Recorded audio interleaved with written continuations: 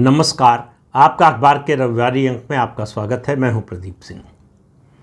कहावत है कि अकेला चना भाड़ नहीं फोड़ सकता, लेकिन इस कहावत को गलत साबित करने वाले इस देश में कई लोग हैं।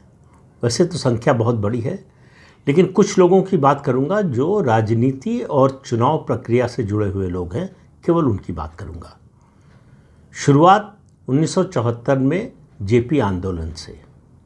जयप्रकाश नारायण अकेले किसी पार्टी में नहीं थे, बहुत पहले कांग्रेस में थे और छोड़ दिया था उन्होंने। आज़ादी के बाद पार्टी छोड़ दी थी और एक समय था, कहते हैं कि सरदार पटेल के निधन के बाद जवाहरलाल नेहरू चाहते थे कि वो डिप्टी प्राइम मिनिस्टर बन जाए। उन्होंने मना कर दिया, सक्रिय राजनीति में आने से मना कर दिया। भूदान आंदोलन में शामिल हो गए विनोबा भावे के साथ। ऐसा भी समय आया कि डॉक्टर लोहिया उन्हें मनाने गए, लेकिन फिर भी नहीं माने।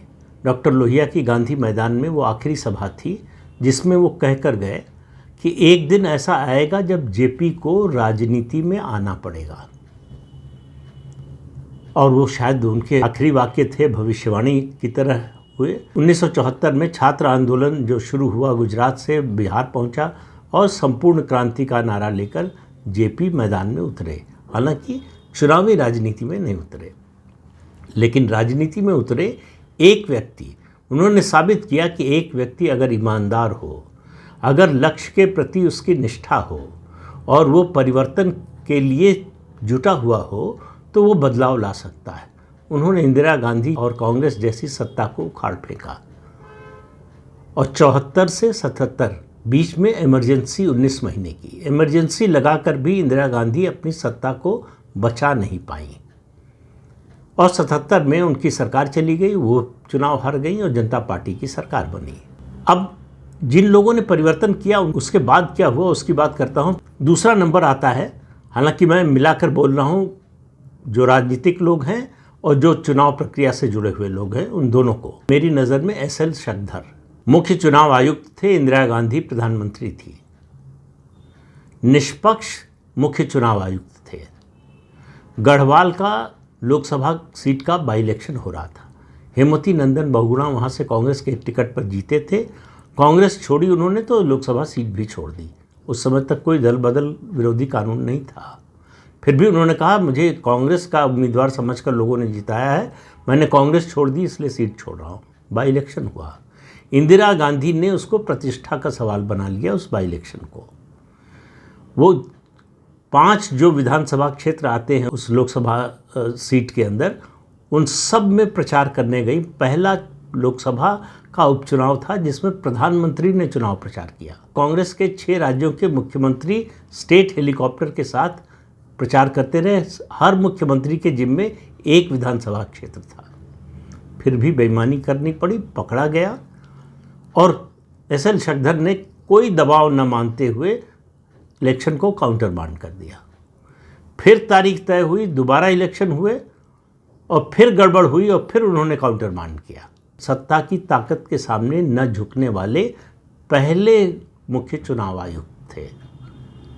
पहले क्यों कह रहा हूँ कि आप देखिए उससे पहले के चुनाव आयुक्तों के साथ क्या हुआ। जो पहले मुख्य चुनाव आयुक्त बने, सुकुमार सेन, जवाहरलाल नेहरू के समय बने थे, जाहिर है, और उनको रिटायरमेंट के बाद पद्म भूषण दिया गया। और इतना ही नहीं, उन्हें पश्चिम बंगाल की जाधवपुर यूनिवर्सिटी का वाइस चांसलर भी बना दिया गया। दूसरे मुख्य चुनाव आयुक्त को बने थे जवाहरलाल नेहरू के समय। उसके बाद इंदिरा गांधी जब प्रधानमंत्री बनी तो उनको पद्म भूषण दिया। मुख्य चुनाव आयुक्त को कुछ नहीं मिला। अब इससे समझिए कांग्रेस कैसे काम करती थी। और वो मुख्य चुनाव आयुक्त थे एसएल शक्धर। चूँकि उन्होंने किसी तरह का दबाव मानने से मना कर दिया था, इसलिए उनको कोई पद्म पुरस्कार या कुछ नहीं मिला रिटायरमेंट के बाद। इसी तरह से चौथे और 5वें मुख्य चुनाव आयुक्त को भी पद्म भूषण से पुरस्कृत किया कांग्रेस पार्टी ने। मुख्य चुनाव आयुक्त चूँकि मोरारजी के समय बने थे, इसलिए उनको जनता पार्टी इतने लंबे समय तक रही नहीं कि उनको कुछ दे सके, और रहती तो भी नहीं देते, क्योंकि मोरारजी देसाई ने प्रधानमंत्री बनने के बाद पद्म पुरस्कारों को बंद कर दिया था। 7वें मुख्य चुनाव आयुक्त बने आर.के. त्रिवेदी। रिटायरमेंट के बाद राजीव गांधी उस समय प्रधानमंत्री बन गए थे, उन्होंने उनको गुजरात का गवर्नर बना दिया। ये जो निष्पक्षता की बात करती रहती है ना कांग्रेस पार्टी, उसका इतिहास देखिए, तब आपको समझ में आएगा कि उसने अपने समय में जब उसके पास सत्ता थी तो क्या किया। 8वें और 9वें मुख्य चुनाव आयुक्त गैर कांग्रेसी सरकारों के समय बने थे, उनको न कुछ मिलना था न मिला। 10वें मुख्य चुनाव आयुक्त बने टी.एन. शेषन। टी.एन. शेषन ने बताया कि किसी चुनाव सुधार के बिना भी चुनावी प्रक्रिया में बड़ा परिवर्तन किया जा सकता है। उसको ज़्यादा पारदर्शी, ज़्यादा निष्पक्ष बनाया जा सकता है, स्वतंत्र बनाया जा सकता है। जितनी संभव कोशिश हो सके उसमें बेईमानी को रोका जा सकता है। वो समय था बैलेट पेपर का, और बैलेट बॉक्स लूट लिए जाते थे, पूरा का पूरा बूथ लूट लिया जाता था, छाप दिया जाता था, सरकारी तंत्र का दुरुपयोग होता था। उन सब पर अंकुश लगाने का सबसे बड़ा काम अगर किसी ने किया तो टी.एन. शेषन ने। लेकिन कोई ईमानदार व्यक्ति संवैधानिक पद पर बैठा हो, ये कांग्रेस को बर्दाश्त नहीं होता। तो पहला काम ये हुआ, हालांकि नरसिम्हा राव उस समय प्रधानमंत्री थे, वो भी टी.एन. शेषन से नाराज़ हो गए, उनकी सख्ती से नाराज़ हो गए। उस समय तक एक सदस्यीय होता था चुनाव आयोग, केवल मुख्य चुनाव आयुक्त होता था। उन्होंने उसको बहुसदस्यीय बना दिया, 2 और मेंबर बना दिए। और यही नहीं, ये कहा कि फैसला, अगर कोई विवाद होगा तो फैसला बहुमत से होगा। याद रखिए, उस समय मुख्य चुनाव आयुक्त और चुनाव आयुक्तों की नियुक्ति केवल प्रधानमंत्री करते थे, और उसमें किसी की सलाह, किसी की राय नहीं ली जाती थी। जो आज मोदी के समय में प्रतिपक्ष का नेता उसमें शामिल होता है, और प्रधानमंत्री उसके अध्यक्ष होते हैं, और एक केंद्रीय मंत्री होता है, तो उसको कहा जाता है बेईमानी हो रही है। जब केवल प्रधानमंत्री करते थे तब किसी ने सवाल नहीं उठाया कि बेईमानी हो रही है। 11वें मुख्य चुनाव आयुक्त बने एम.एस. गिल। पहले चुनाव आयुक्त बने, फिर मुख्य चुनाव आयुक्त बने, और रिटायरमेंट के बाद कांग्रेस पार्टी ने उनको राज्यसभा में भेजा, फिर मंत्री बनाया केंद्र में। और मुख्य चुनाव आयुक्त नवीन चावला, उनका मामला तो देश के चुनाव आयोग के इतिहास में पढ़ाया जाना चाहिए कि कैसे एक अयोग्य व्यक्ति को, अक्षम व्यक्ति को इतने बड़े संवैधानिक पद पर बिठाया जा सकता है अगर आपकी सत्ता हो। इनके बारे में पहले भी मैं कई बार कह चुका हूं कि शाह कमीशन जो बना था इमरजेंसी की ज्यादतियों की जांच के लिए, उसने कहा था इस व्यक्ति को कोई जिम्मेदारी का पद नहीं मिलना चाहिए, और एक कमेटी बनाई थी जांच के लिए कि जांच करे, उसके बाद सज़ा तय करे, एक्शन तय करे, इनके खिलाफ क्या एक्शन होना चाहिए। वो कमेटी की रिपोर्ट आती, उससे पहले जनता पार्टी की सरकार चली गई। सरकार चली गई, कांग्रेस के आदमी थे, और कांग्रेस के नहीं, खास तौर से 10 जनपद के आदमी थे, इसलिए उनका कुछ नहीं हुआ। ये कहना ठीक नहीं है कि कुछ नहीं हुआ। उसके बाद उनको चुनाव आयुक्त बना दिया गया, और उसके बाद फिर मुख्य चुनाव आयुक्त बनाया गया। जब चुनाव आयुक्त थे वो, तब उस समय एन गोपाल स्वामी मुख्य चुनाव आयुक्त थे। उन्होंने राष्ट्रपति को पत्र लिखा बाकायदा कि ये आदमी अयोग्य है इस पद के, इसके खिलाफ तुरंत कार्रवाई होनी चाहिए। इनके बारे में कहा जाता है कि चुनाव आयोग की जो गोपनीय बैठक होती थी, उसकी खबरें बहाना करके जो है कि मुझे जो है वॉशरूम जाना है, और जाकर 10 जनपद को खबर देते थे। ये चर्चा उन दिनों थी, और ये सब बातें केवल चर्चा तक नहीं रही। मुख्य चुनाव आयुक्त ने अपने पत्र में जो राष्ट्रपति को लिखा, उसमें इन बातों का जिक्र किया है और कहा कि इस व्यक्ति को हटा दिया जाना चाहिए।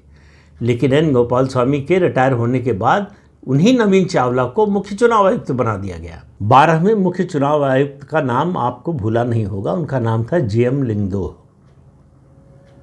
जे.एम. लिंगदोह वही सीसी हैं जिन्होंने विधानसभा भंग करके चुनाव कराने की तत्कालीन मुख्यमंत्री नरेंद्र मोदी की सिफारिश को मानने से मना कर दिया। और उसका आधार क्या था कि फरवरी में वहाँ पर जो है सांप्रदायिक दंगे हुए थे, इसलिए अभी चुनाव होगा तो उसमें भाजपा को फ़ायदा मिल सकता है। इस तरह का तर्क और किसी सीसी ने कभी दिया नहीं कि किस समय चुनाव होने से किसको फ़ायदा मिल सकता है। और उन्होंने कहा समय पर चुनाव होगा, जब विधानसभा का कार्यकाल पूरा होगा तभी चुनाव होगा। और इन्हीं जे.एम. लिंगदोह ने कांग्रेस पार्टी का जो यूथ विंग है, यूथ कांग्रेस का चुनाव करवाया। चुनाव आयोग केवल लोकसभा और विधानसभा का चुनाव कराता है, वो स्थानीय निकाय का भी या जिला परिषद का भी चुनाव नहीं कराता, वो राज्य का चुनाव आयोग कराता है।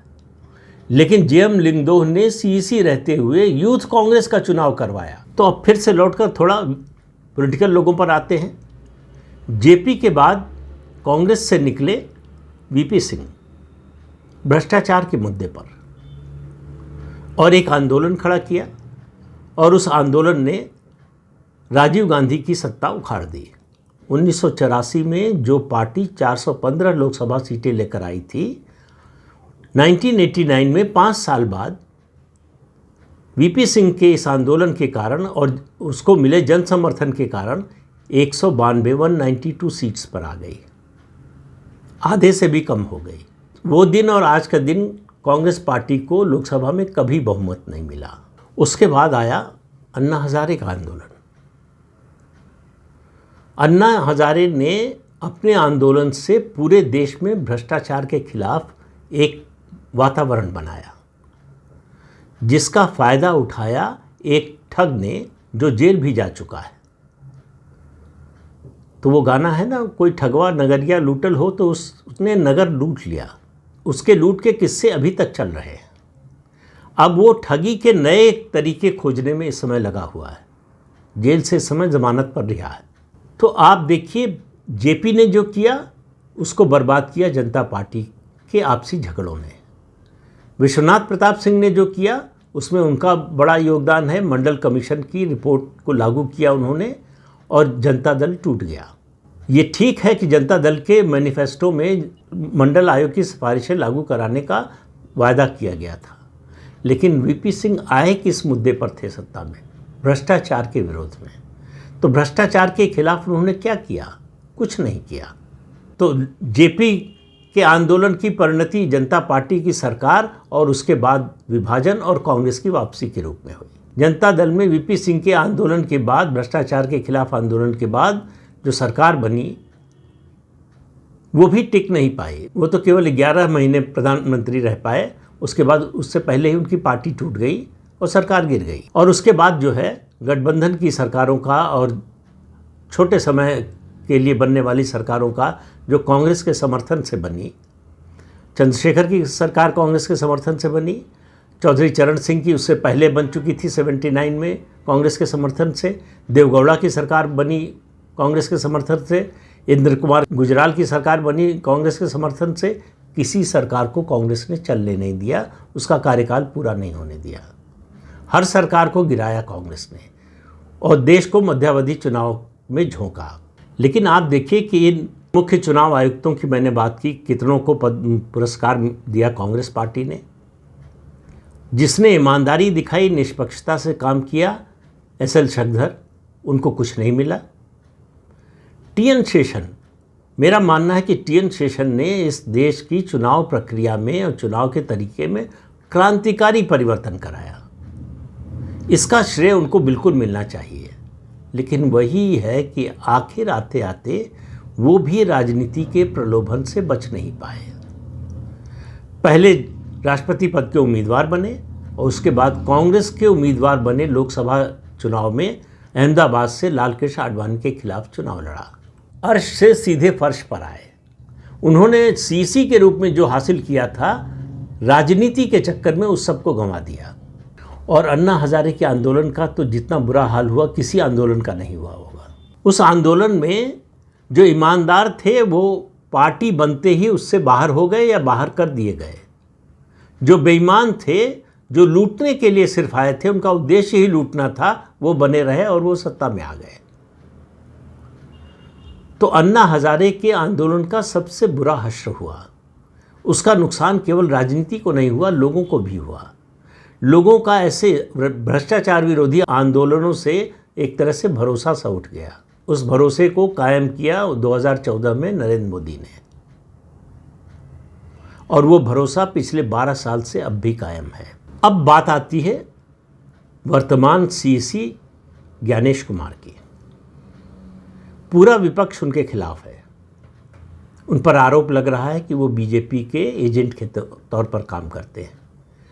लेकिन मेरा मानना है कि ज्ञानेश कुमार को सीसी के तौर पर एक संवैधानिक पद पर बैठे हुए व्यक्ति के रूप में लंबे समय तक याद किया जाएगा, एक नायक के रूप में, जिसने चुनाव सुधार के लिए किसी नए कानून को बनाने की मांग किए बिना वर्तमान नियमों के तहत ही पश्चिम बंगाल जैसे राज्य में जनतंत्र की पुनर्स्थापना की। उन्होंने ये करके दिखाया कि पश्चिम बंगाल जैसे जो 50-55 साल से हिंसा के दौर से गुजरता था, हर चुनाव में, चुनाव से पहले, चुनाव के दौरान और चुनाव के बाद, वहाँ बिना हिंसा रहित चुनाव कराए जा सकते हैं। वहाँ ईमानदारी से और निष्पक्ष चुनाव कराए जा सकते हैं। उन्होंने बताया कि चुनाव आयोग के जो अधिकार हैं, संवैधानिक अधिकार जो मिले हुए हैं, केवल उन्हीं का इस्तेमाल करना है, किसी संविधान से बाहर जाकर किसी अधिकार का इस्तेमाल नहीं करना है। उसका सबसे बड़ा प्रमाण है कि हर कदम पर सुप्रीम कोर्ट ने उनका साथ दिया। SIR, स्पेशल इंटेंसिव रिवीजन, शुरू हुआ बिहार से और उसी समय इसके खिलाफ जो है पिटीशन दायर हो गई सुप्रीम कोर्ट में। लगातार सुनवाई करता रहा सुप्रीम कोर्ट। आज तक एक भी प्रतिकूल टिप्पणी सुप्रीम कोर्ट ने चुनाव आयोग के खिलाफ नहीं की है। ये बहुत रेयर मामला है कि किसी मामले में सुप्रीम कोर्ट एक भी टिप्पणी दूसरे पक्ष के खिलाफ ना करे। ओरल भी, लिखित की तो बात ही छोड़ दीजिए। सबसे ताज़ा मामला, चुनाव आयोग ने 13 अप्रैल को सभी पार्टियों को लिखा था, एक सर्कुलर भेजा था कि काउंटिंग के समय काउंटिंग सेंटर पर केंद्रीय कर्मचारियों की भी नियुक्ति होगी राज्य के साथ। इस मुद्दे को लेकर तृणमूल कांग्रेस शनिवार को, इसी शनिवार की बात है, 2 मई को सुप्रीम कोर्ट पहुंचे। पहले हाई कोर्ट गए वो एक दिन पहले, हाई कोर्ट ने इसको सुनने से मना कर दिया, कहा इसमें सुनने लायक कोई बात नहीं है, ये चुनाव आयोग का अधिकार है। सुप्रीम कोर्ट गए, कहा यह पक्षपात हो रहा है राज्य के कर्मचारियों और केंद्र के कर्मचारियों में। एक तरह से अविश्वास व्यक्त किया जा रहा है राज्य के कर्मचारियों पर। टीएमसी के वकील थे कपिल सिब्बल। टीएमसी को बड़ी उम्मीद थी कि कपिल सिब्बल जो है मेडल लेकर आएंगे, लेकिन सुप्रीम कोर्ट ने साफ साफ शब्दों में कह दिया कि चुनाव आयोग वही कर रहा है जो उसका संवैधानिक अधिकार है, और कहा कि केंद्र सरकार और राज्य सरकार के कर्मचारियों को इस तरह से अलग अलग करके देखना गलत है। और यहाँ तक कह दिया कि अगर चुनाव आयोग काउंटिंग सेंटर पर जितने कर्मचारियों की नियुक्ति करता है वो सब केंद्रीय कर्मचारी हों तो भी गलत नहीं है। ये तृणमूल कांग्रेस और उसके समर्थकों के मुंह पर सबसे बड़ा तमाचा था इस सारी चुनाव प्रक्रिया के दौरान। SIR को लेकर भी चुनाव आयोग पर कोई टिप्पणी नहीं की सुप्रीम कोर्ट ने। तो मुख्य चुनाव आयुक्त ज्ञानेश कुमार, उनको जितनी गालियां मिली हैं विपक्ष से, उनकी जितनी आलोचना हुई है, उनके खिलाफ जिस तरह का अभियान चलाया गया, उनके परिवार को भी नहीं छोड़ा गया। कोई सामान्य व्यक्ति होता, रीढ़ विहीन व्यक्ति होता तो वो सरेंडर कर देता, हार जाता, लेकिन उन्होंने हार नहीं मानी।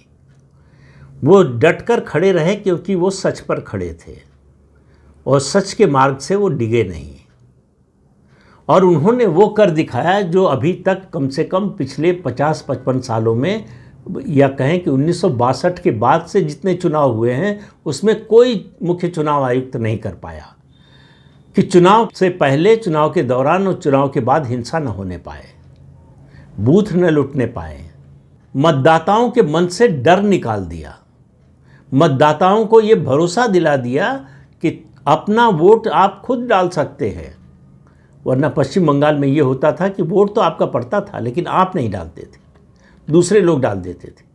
अगर आप वहाँ चले गए तो बता दिया जाता था कि आपका वोट पड़ गया, जाइए, या फिर आपको घर पे ही बता दिया जाता था कि आने की ज़रूरत नहीं है, आपका वोट पड़ जाएगा। पहली बार पश्चिम बंगाल के मतदाताओं के मन में ये भरोसा हुआ कि अपना वोट हम खुद डाल सकते हैं। इसलिए आप पोलिंग परसेंटेज देख लीजिए, 92%। अब इससे ज़्यादा क्या होगा? ये सबसे बड़ा प्रमाण है चुनाव आयोग की सफलता का कि उसने मतदाताओं के मन से डर निकाल दिया। बिना डरे अगर मतदाता अपनी राय व्यक्त करता है, जनतंत्र की रक्षा के लिए इससे बड़ी बात कोई नहीं हो सकती। इसलिए मैंने शुरू में कहा था कि ज्ञानेश कुमार को एक ऐसे सीईसी के रूप में याद किया जाएगा जो चुनाव प्रक्रिया को पारदर्शी और हिंसा रहित बनाने के लिए याद किए जाएंगे, एक नायक की तरह। जो विरोध कर रहे हैं वो जनतंत्र का दरअसल सबसे ज़्यादा नुकसान कर रहे हैं। ज्ञानेश कुमार ने किसी पार्टी के लिए काम नहीं किया, किसी पार्टी के हित में या किसी पार्टी के विरोध में नहीं किया। जिनके विरोध में काम किया ऐसे तत्व हैं जो अराजक तत्व हैं, जो जनतंत्र के विरोधी हैं, जो जनतंत्र को लूटना चाहते हैं, जो पूरी चुनाव प्रक्रिया को दूषित बनाना चाहते हैं। और उन्होंने ये करके दिखाया कि ये किया जा सकता है, केवल व्यक्ति को रीढ़ वाला होना चाहिए। तो वो एक फिल्म आई थी मनोज वाजपेयी की, उसका नाम था एक ही बंदा काफ़ी है। तो बड़ा परिवर्तन लाने के लिए एक ही बंदा काफ़ी होता है, कई बार निर्भर करता है उस बंदे के चरित्र पर। तो जो मैंने नाम गिनाए, जेपी से लेकर ज्ञानेश कुमार तक, ये ऐसे बंदे थे जिनके चरित्र पर किसी तरह का संदेह नहीं किया जा सकता। ऐसे ही लोग परिवर्तन लाते हैं और ऐसे ही लोग परिवर्तन ला सकते हैं। तो इस अंक में इतना ही। अगले अंक में फिर मिलेंगे किसी नए मुद्दे के साथ। नमस्कार।